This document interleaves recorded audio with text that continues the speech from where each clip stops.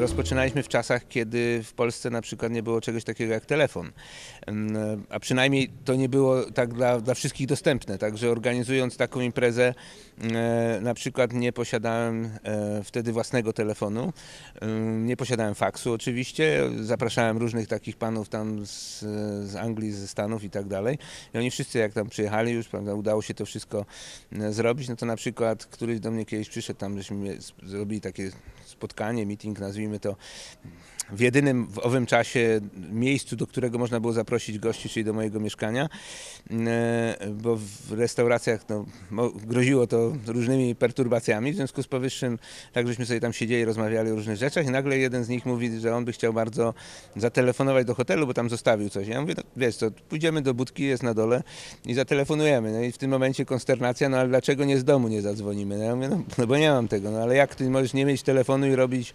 festiwal? Ja mówię, no po prostu, no telefon mam w szkole, u rodziców na przykład. No, mówi, no jak, a faks gdzie ma? Ja mówię, no faks jest na poczcie. No ale jak na poczcie? No ja mówię, tam pani dostaje faks, dzwoni do mojego ojca, ojciec przychodzi wieczorem, mówi mi, że jest faks na poczcie, no to ja wtedy jadę na pocztę, odbieram faks, na drugi dzień odpisuję, jadę na pocztę i tak dalej. No i wtedy najpierw było niedowierzanie, później były śmiechy i na końcu stwierdził, aha, to dlatego ty mi 3 dni odpowiadałeś na faksy, no bo to wymagało niestety trochę zadymy.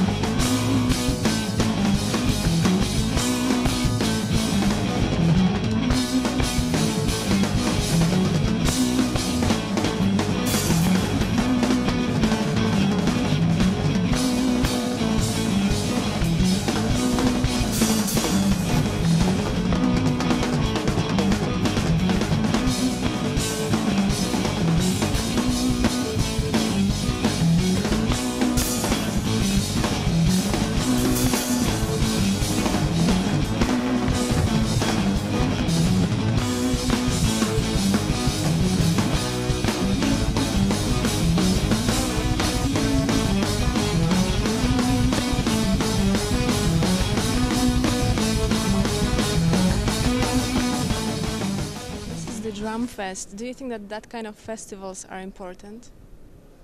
I better think so. I'm a drummer. You're the drummer, exactly. By the way, these glasses. They're fake. Yeah, I just wanted to ask you, can you see me? I can see you loud and clear. Great. You're huge. You're as big as the That's sky. true. Okay, so tell No, me, but 'cause they're you not. are- They're fake. They're just trying. I'm trying to look like a nerd. you Do I look should- like a nerd? Can I say that? Yeah. Yeah, you do. It's opportunity to play and perform at a drum festival. I usually get to perform things I don't normally get to perform.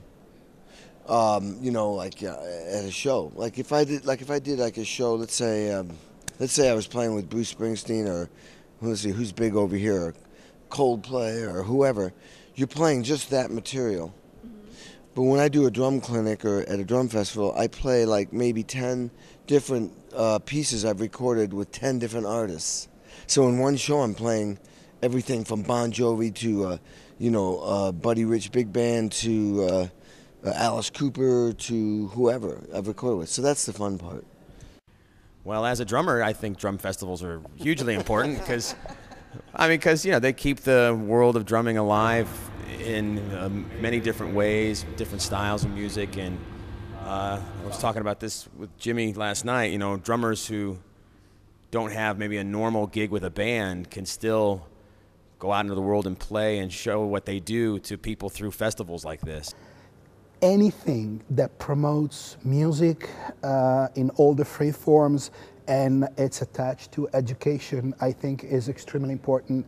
That's the education and good information, good environment, and anything, especially music, that can help people kind of like in perfection, a common and worldwide language. It's nice with the focus of the festival because most drum festivals are just a bunch of drummers together playing by themselves, which, doesn't really mean anything, musically, in a sense of playing with a band and playing with other musicians. So the idea was to have it be a drum fest, but drummers within musical situations, which is great because that's what I like to do most. Is play with great musicians like Chris and George and Dean and play great music like this.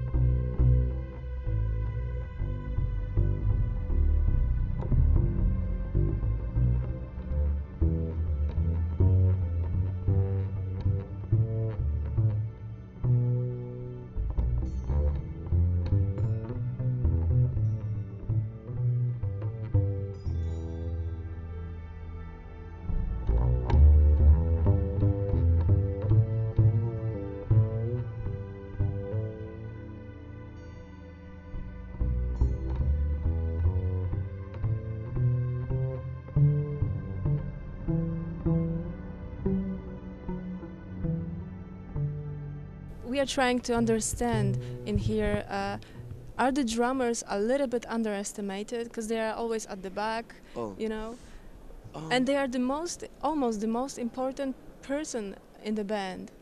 Well, they're important in that they're the engine. They're like if a drummer messes up, he can really mess up the song, the music. You don't have the right tempo, the right feel. You're missing parts. It's such a loud instrument. I think the drummers are very underestimated, but only in the western part of the world. Only here. The drummers are not underestimated in Africa.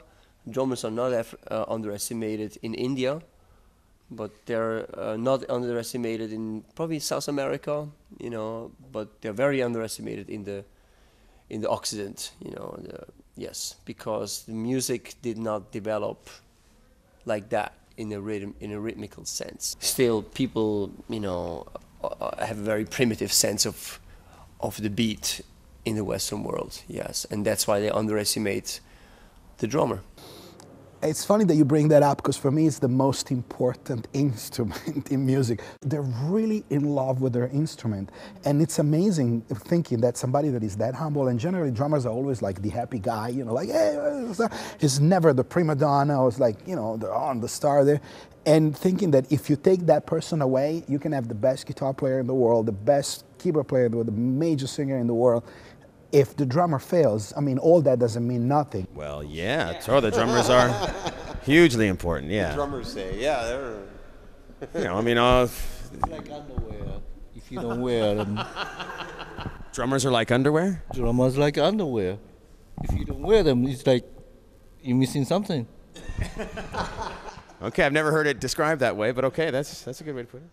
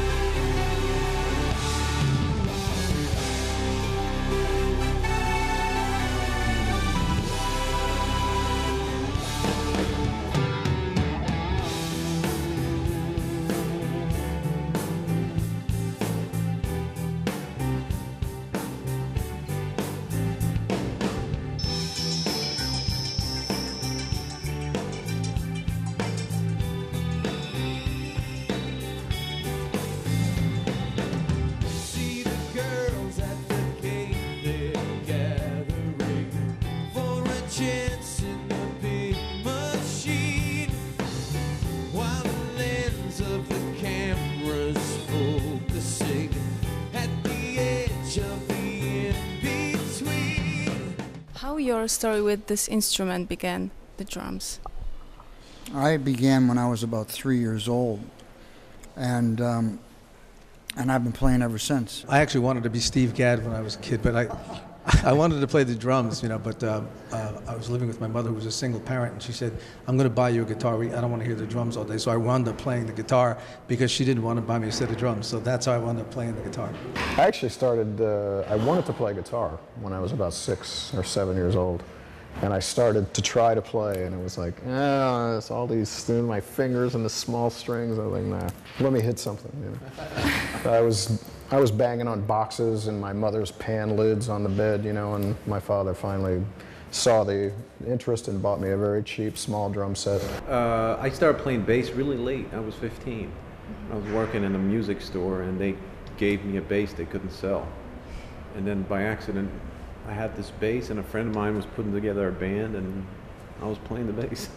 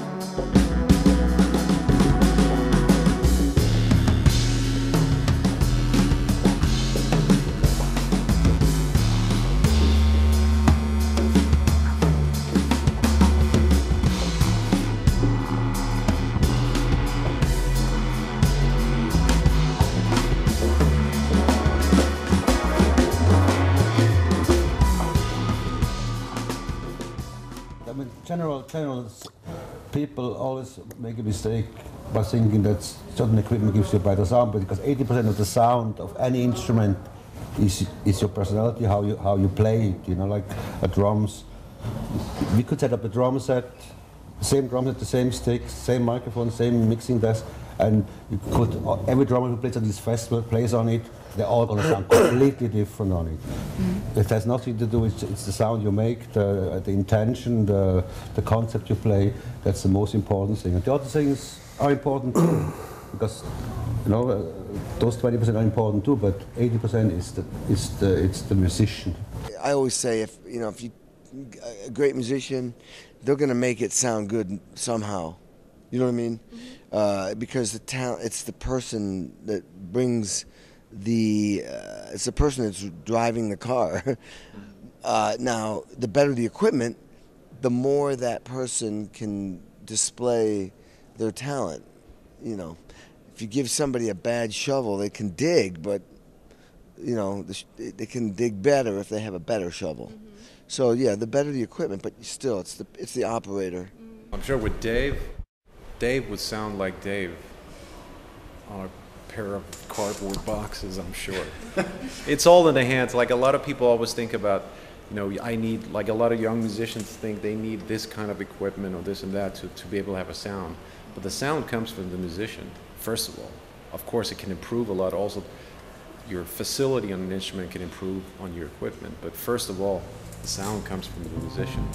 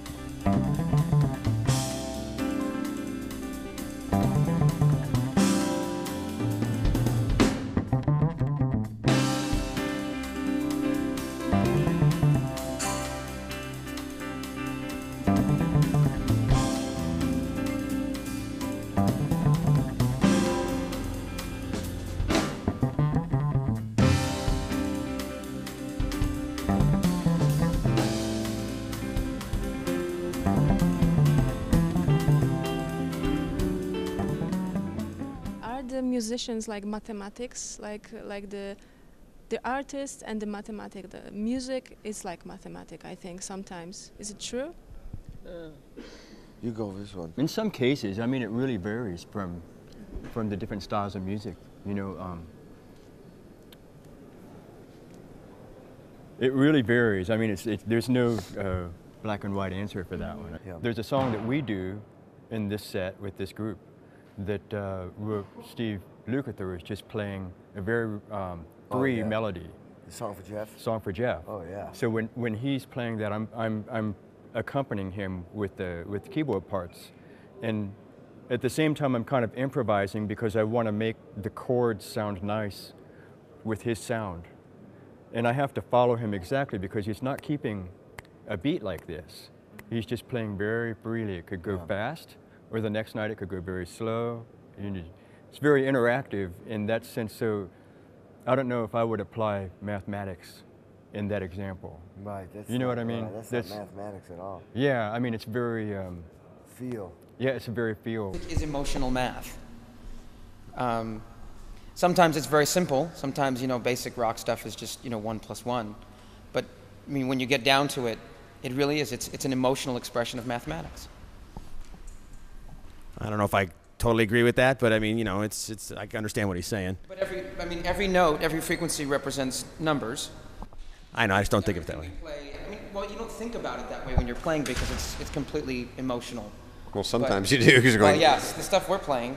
It's very technical. There's a lot of technical aspects to it, and there are a lot of times when you have to just count the numbers to make sure that you come in the right place and stuff like that. So, yeah. With us, 90% is improvised.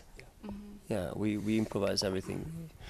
And you know, it depends on what you want to do. You know, music is it's an art form of expression. If you want to express mathematics and, you know, you put that in, you know, the thing will come out that you put in. So for us, we are more interested in adventure and than exercise. So we go on stage and we improvise most of the things. That's our challenge. We want to become good at that. You know?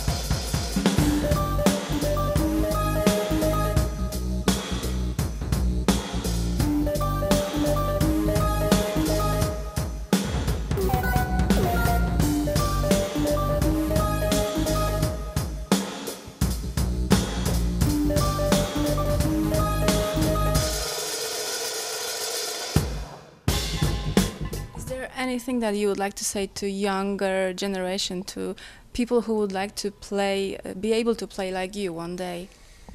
I don't think anyone should try to play like me, because they will not be successful with it, because there's only one person that can play like me, which is me, and that's because I am myself. They should learn how to play like themselves. You know, everybody should try to be original. The great thing about music is that you don't have to be better than someone else, but you can be different. You know, and it's space for everybody. So that's the most important thing, you know, like communicate as a drummer. That's your job. Most of the battle actually is really wanting to, having the dedication and desire to want to play. If you have that desire and you want to play, then I say don't let anything stop you, and do it as much as you can, and practice hard, because there's no shortcuts, there's no easy way. It takes a lot of dedicated time and sacrifice for other things to do anything well, but especially in art like music. Yeah, if I want to say something to young people, it's maybe you don't need an industry to make music, you know, so that's the main thing, you know. Don't get caught up in that industry thing, which is a lot of blah blah blah going on and can confuse it completely. Music is the important thing. Concentrate on that, and the rest will come by itself, you know. Practice. Got to put in a lot of time. Don't be afraid to imitate at first, you know, and then eventually start finding your own voice.